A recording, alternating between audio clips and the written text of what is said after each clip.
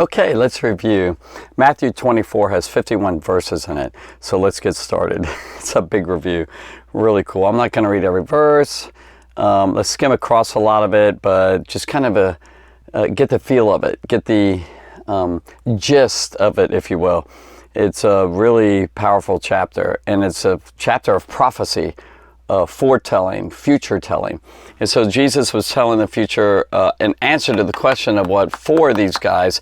It was Peter, Andrew, James, and John, the four fishermen, asked him. Now, I think the other disciples were with them, but they were the main people. That four guys came up to him, I believe, and asked. That's in one of the other Gospels. Matthew 24, they were asking about when are these things going to happen and what's the sign of your return to the end of the age. And then first of all, he says, watch out. That word watch is a very key word in chapter 24. Number one, watch out for this. Things are going to happen. And then also watch for my coming and be prepared. That would cover all of it right now. And it's really important in not just knowing what Jesus said, but to act on it, to do it. And so it's very important for us to be prepared for his coming. Now, I believe that most of the chapter of 24, maybe even all of it, is something that actually happened about 2,000 years ago. There's lots of Christians who would disagree with that, but hey, that's okay. I could be wrong. All right. So watch out. So he talks about false Christs were going to rise, and that happened in that day. False messiahs were really prevalent. Lots of ones who were claiming to be the Christ and all, and Jesus and all. And then also he said there's going to be wars and rumors of wars. I like FFFF, fighting. And he said that's what's going to happen. That also happened in that century. Famines are going to happen. That happened in that century. Famines is when, for you younger ones, it means there's no food, no rain, no food. That happened. Really some serious times of that. And then earthquakes or like faults, shaking. That also happened at that time, as it does today.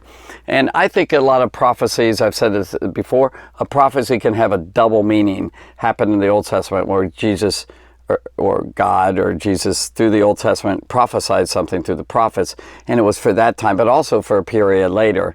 An example of that is this book of Matthew. Matthew, especially in the first two chapters, said things that happened back then, but also he used it for now. What happened in the Old Testament days, but also in Jesus' days. So double meaning. So Jesus said these things right here that I just mentioned are the beginning of birth pains. So this is the beginning, it's not over. The end has not yet come. And then he starts talking about the persecutions going to happen. You're going to be persecuted, you're going to be flogged, you're going to be scourged, you're going to actually get killed. That happened in the first century. Stephen and others, and there was a slaughter of the disciples. Peter, Paul, all those guys in the later 60s of AD. So, all right, persecutions start happening, as it does now. Persecutions happen all around the world. But that wasn't happening at that time when Jesus spoke these things. He's preparing them mentally. He's saying, be prepared for this as it was coming after you guys. And they were taken to the synagogues. They were brought before courts. They were brought before Caesar. Some pretty serious things. And he said, also, there's going to be a falling away that happens. Hearts are going to grow cold. People are going to depart from the faith. Versus enduring. He that endures to the end shall be saved. As it is now, if you want to be saved, live it out. Be faithful. Remember that, faithful, a wise servant. So you're going to have to endure things. Endure means stand up under things. You're going to get persecuted and all.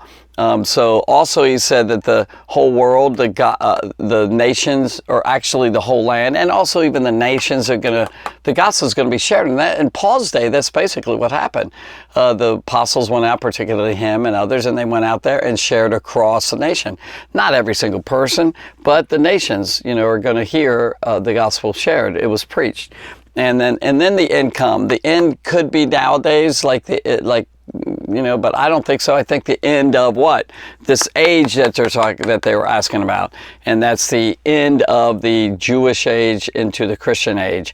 The end will come. And the end of, what did they ask about these things? The temple, the end of Jerusalem.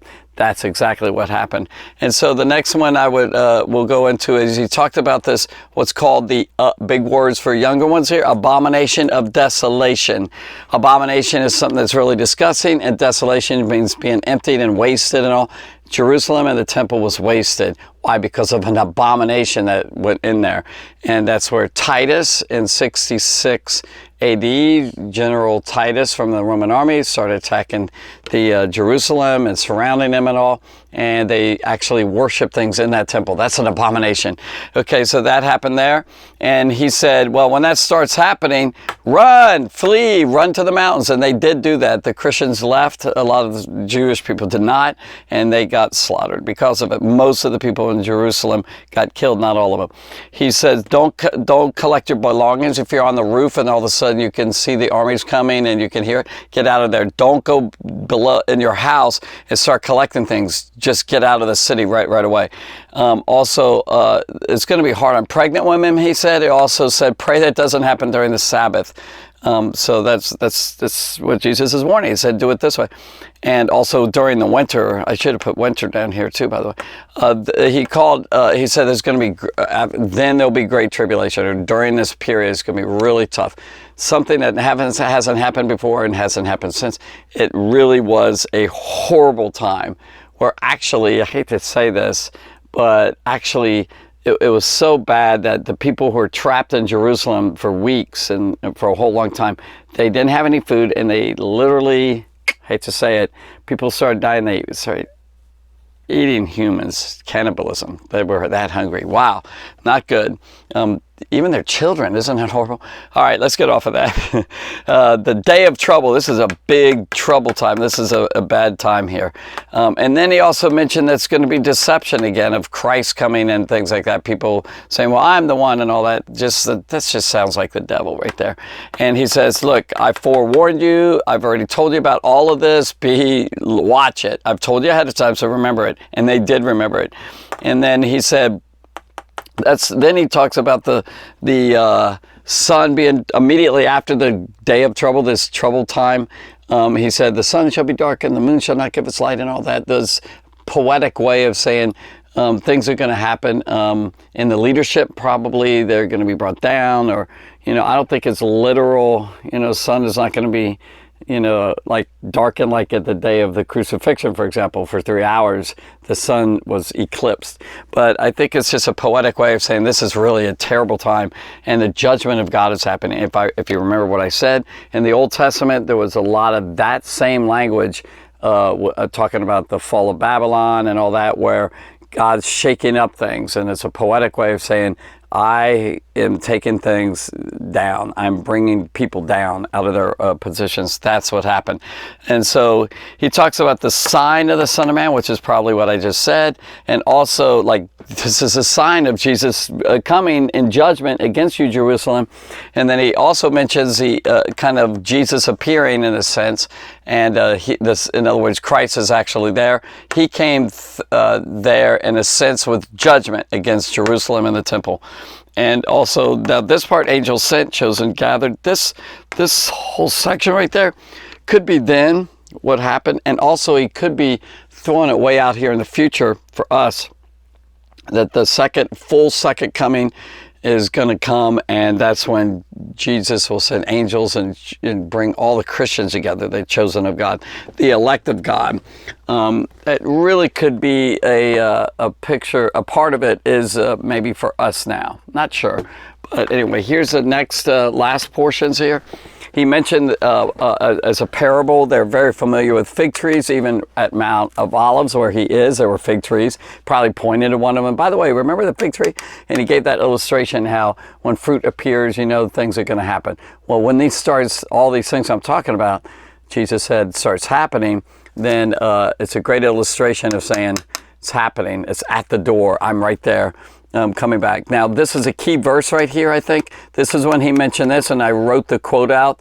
This generation, that generation that he's right with, those people at that time, not nowadays, will not pass away until all these things have happened. that's a key verse, I believe, that kind of tells the disciples that, hey guys, the generation that you're living in, some of you are going to be alive. Of course, the older ones would have died by 60 AD. This is about 30 AD is when he's saying this.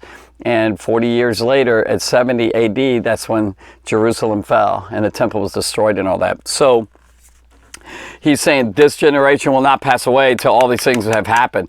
And I believe that's a major verse that kind of shows that all that chapter has been fulfilled. It already happened. All right, then he says, now, you don't know exact time. No one knows. Now, part of this could be, it's a double meaning, maybe, the prophecy, but nobody knows the day or hour. That, like they were saying in 30 AD, when is this going to happen? Is it 10 years from now, 20, 30, 40, 100?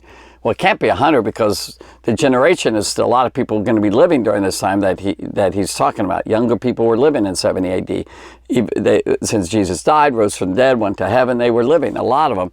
So he says, you're not going to know the exact day or hour. That's why you need to be prepared. And he mentioned Noah's time, just like Noah's time. They were eating, they were drinking, they were having marriage and all the normal things that you do in life.